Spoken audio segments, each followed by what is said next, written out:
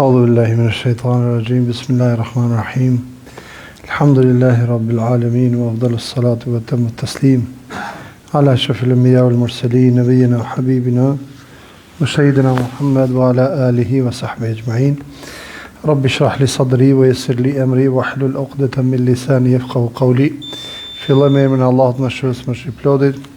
Paqja dhe bekimet e Allahut qofshin me pejgamberin ton Muhammed alayhi salatu wassalam, familjen e tij, bashkëshortët e tij dhe gjithë ata të cilët e pasuan dhe do të pasojnë deri në ditën e gjykimit. Vëllezër dhe motra, asalamu alaykum wa rahmatullahi taala wa barakatuh. Vazhdojmë me surën e bekuar Sebe. Dhe gjithë surat e Kuranit janë të bekuara. U ndalëm herën e kaluar tek ajeti kuranor ku thot Allahu mëndueshëm wa ja'alna bainahum wa bain al-qura allati barakna fiha quran zahira wa qaddarna fiha as-sayr siru fiha layali wa layaliya man aminin. Pra këtu Allahu popullit të Sebeit. Wa ja'alna bainahum wa bain al-qura allati barakna fiha quran zahira wa qaddarna fiha as-sayr. Pra me ato kalonin nga i fshat në i fshat tjetër, pa unë ditën edhe natën në këto udhësime, mes tyre fshatrave dhe vendbanimeve dhe qyteteve, natë dhe ditë të qetë, të sigurt. Pra, veç asaj që kishin mirësi dhe begati pa fund, po njëkohësisht me thënë Allahu mëndueshëm kishte dhënë edhe siguri. Pra mirësi për të shiu pa fund, dhe njëkohësisht Allahu mëndueshëm kishte dhënë edhe siguri. Dhe në përgjithësi, mirësia e rrezikut shkon me mirësinë e sigurisë. Se mund të jetë e para, por nuk është e dyta. Dhe në një vend me një fjalë, kur nuk janë të dyja, është e vështirë me jetu në atë vend. Pra ne dhe Allahu mëndueshëm, u përmend Qurayshve li ilafi Quraysh ilafihim rihlat ash-shita'i was-sayf.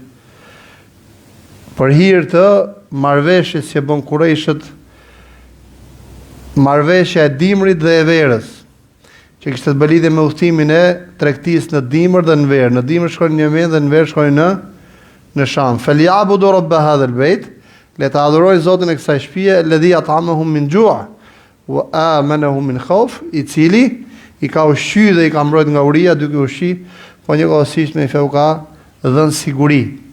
U ka dhënë siguri. Udhëtimi nga Mekka deri në Sham, deri në Damask me fe ishte pakta një muaj, shku një muaj ardh. Edhe merrnin risk, pra tregti njëkohësisht ishin edhe të sigurt. Këtë mirësi Allahu mëndueshëm a kishte dhënë edhe kujt? Edhe popullit Sebeit. Edhe popullit Sebeit, mirë po këtë mirësi a kishte dhënë Allahu mëndueshëm atyre, po na e përmend Kur'an përjetësisht. Për të na thënë ne bëni hizmet mirësisë së sigurisë. Sepse aty ku ka siguri, aty ka edhe çfarë? Ka edhe fe, aty jetohet edhe feja. Aty mund shijohet edhe besimi, aty mund ndërtohet edhe familja.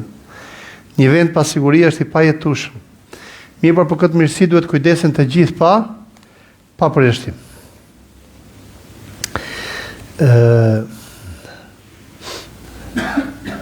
Pra hesni natën edhe ditën pa pas asnjë frikë. Pra edhe natën edhe ditën. Mirë ditën, po edhe natën, pra u thonin ne të tëra pa pas asnjë frikë, pa pas asnjë shqetësimi. Tashi e diskutuam edhe herën e kaluar problemin e monotonisë së mirësisë. Tash i shijon e gjitha mirësitë e Allahut mëndueshëm, kishin edhe siguri. Mirë, po çfarë? I vrau e mira. Siç bën edhe Banu Israilit dhe shkëtir. Çfarë thanë? Faqalu Rabbana ba'id baina asfarina wa dhalamu anfusuhum. Thanë, o Zoti jon, na i zjat distancat, na i largo, pra na bëj që të shijojmë udhtimet. Pra na bëj që ta ndjejmë largësinë e udhtimit. Se u thonin natë dhe ditë, të sigurt, dhe nuk e ndjenin udhtimin. Mi po nga që kjo ishte pjesë e vazhdueshme e jetës dhe u kthyn monotoni. Ata e trajtuan si monotoni. E gjitha erdhi pse? Sepse nuk ishin falëndërues. Dhe thamë herën e kaluar apo para 2 herësh, e vetmja mënyrë që një mirësi që ke, që mund të jetë mirësi e veçantë, mirësi e madhe, mos të kthehet monotoni, por të ta shijosh vazhdimisht kush është? Falëndërimi i Zotit. Shukri. E vetmja mënyrë që mos kthehet monotoni, falëndërimi. Pse pejgamberi alayhi salatu wassalam thot Për nyjet e trupit tuaj, për çdo nyje duhet me bë falënderim. Dhe mjaftojnë për realizimin e këtij obligimi moral të falënderimit ndaj Zotit, pra nuk është obligim juridik, obligim moral. 2 rekat duha. Pra trupi njeriu ka 360 nyje, 360 nyje.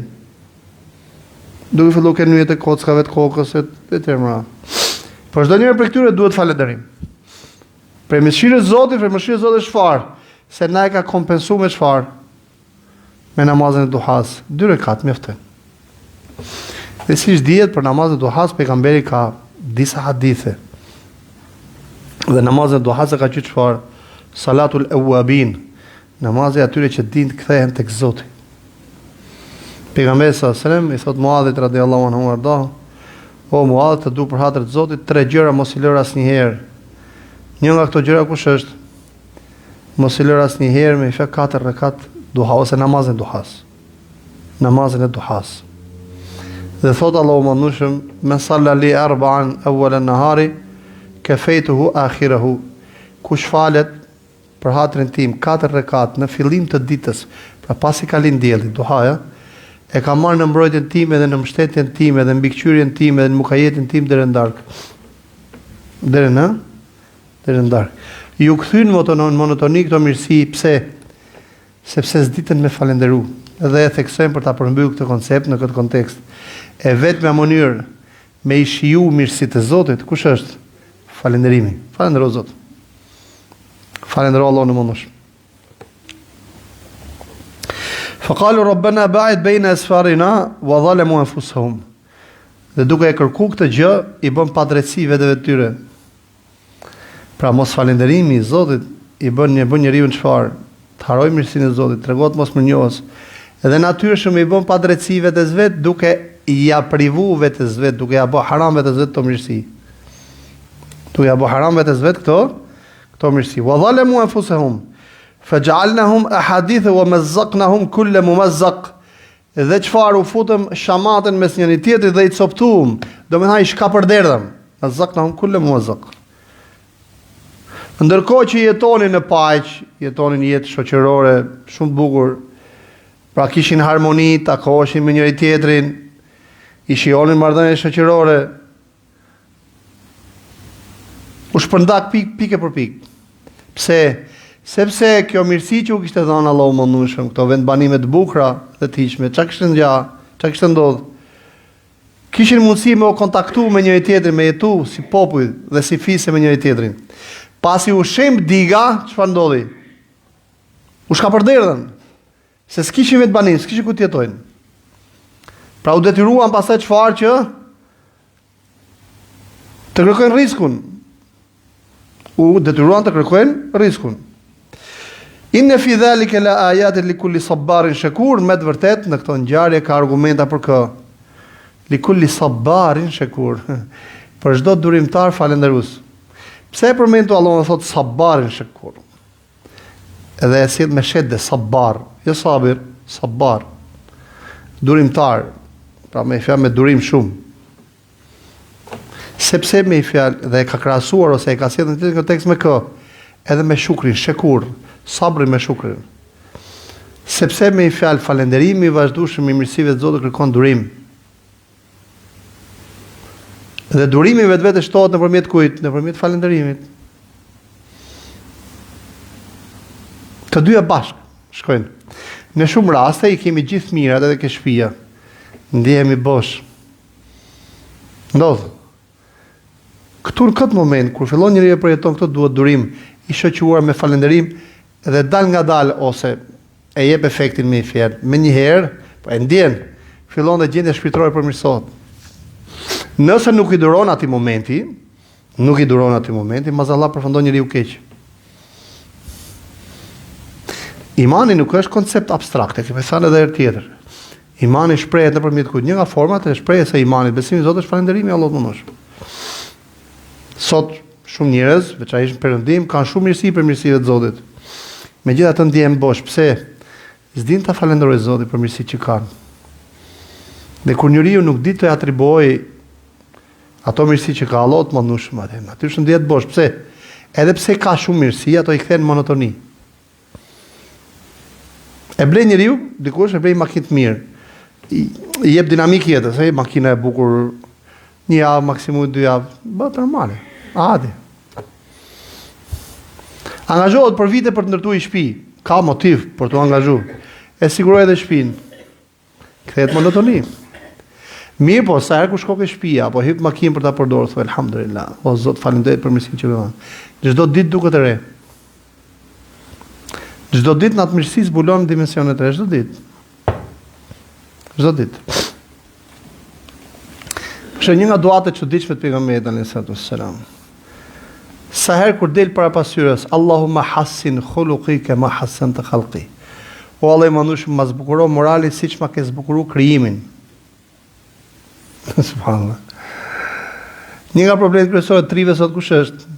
Si duket vetja e bukur. Dhe këtë e shef me fjalë flokët, një i bot kuq, një i bot verdh, një i bot jeshil. Si duket vetja e bukur. Pse? Sepse s'di të falenderoj Zotin për sytë që i ka dhënë, për fytyrën, për hundë, për gojen, gjuhën. Që gjuha me vetë është nga mirësitë më të mëdha, sepse asaj që ndihmon për të ushqyer, për të marrë frymë tjetër, për të komunikuar. Për flokët, që të ka zbukuru. Mi pa ai njeri e ti për ditë ai njeri e. Ama kur del para pasqyrës dhe thot, o Zot, faleminderit, ma përsos ose ma zbukuro moralin tim, siç ma ka zbukuru krijimin tim. Për ditë duket vetë e bukur. Madje sa herë del përpara pasqyrës. Se falënderimi të bën që ta shijosh mirësinë e Zotit.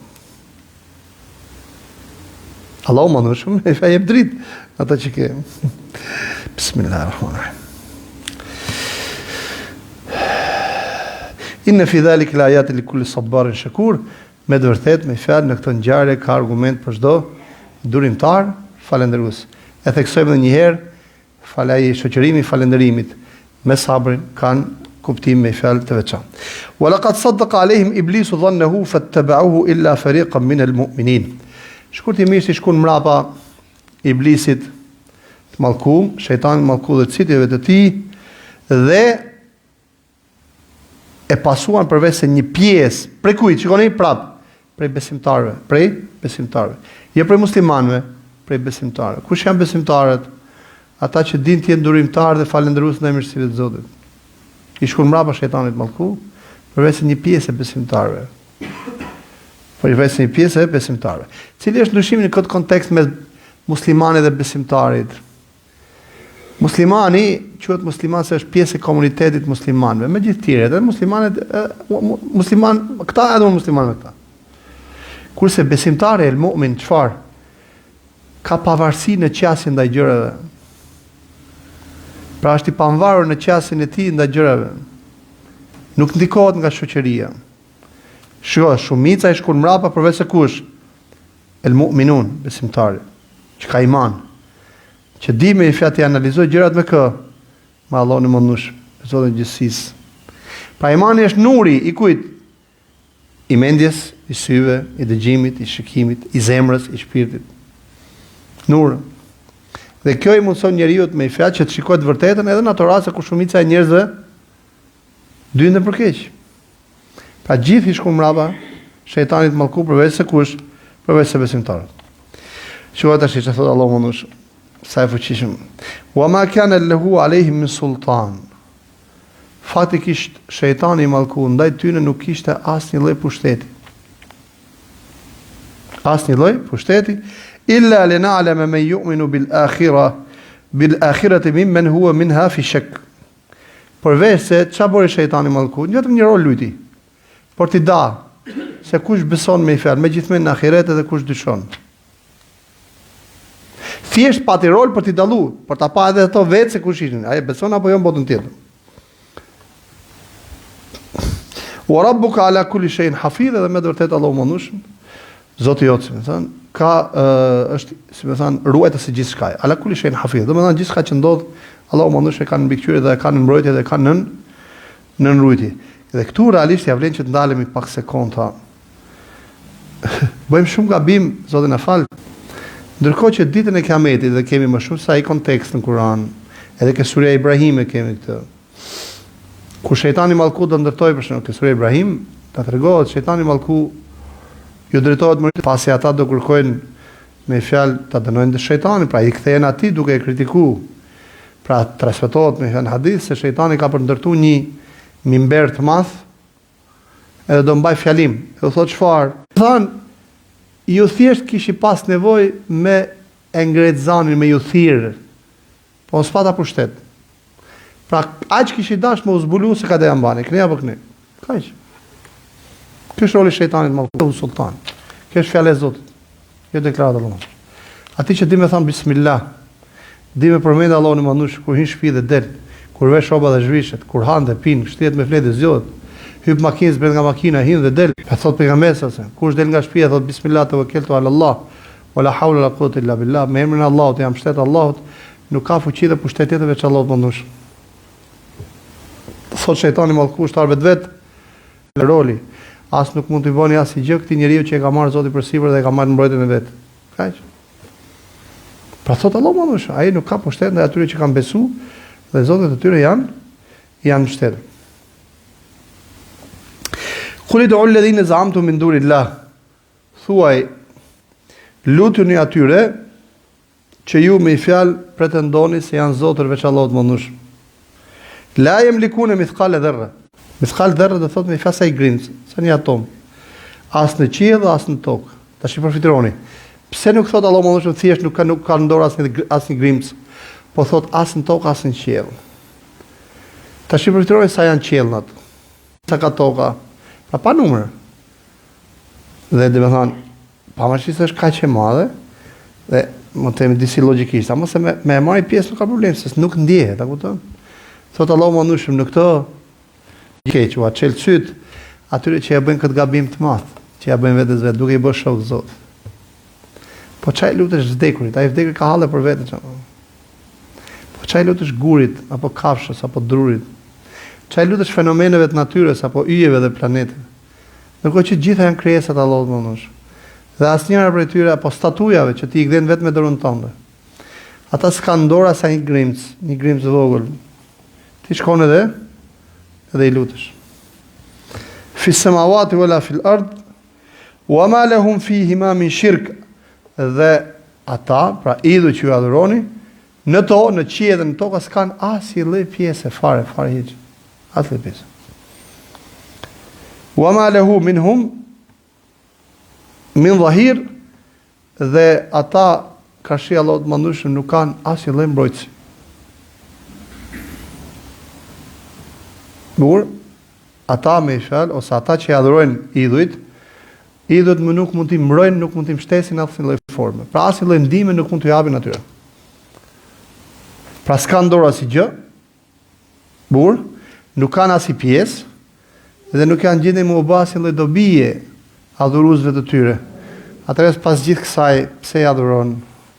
Mi po shikojnë se sa bukur i detajzon Allahu mandushëm për të zhvesh totalisht idhujt burr dhe për të shfaq për të shfaq çfarë? Rrejnën e tyre. Me vetë totalisht rrejnë, fals. Që i bie për i dhoj del shumë i gabuar dhe i pa bazë dhe i pa drejt adhurimi i idhujve. Adhurimi i idhujve. Në krahun tjetër del pakush se sa i durueshëm është Allahu mandushëm me robët e vet.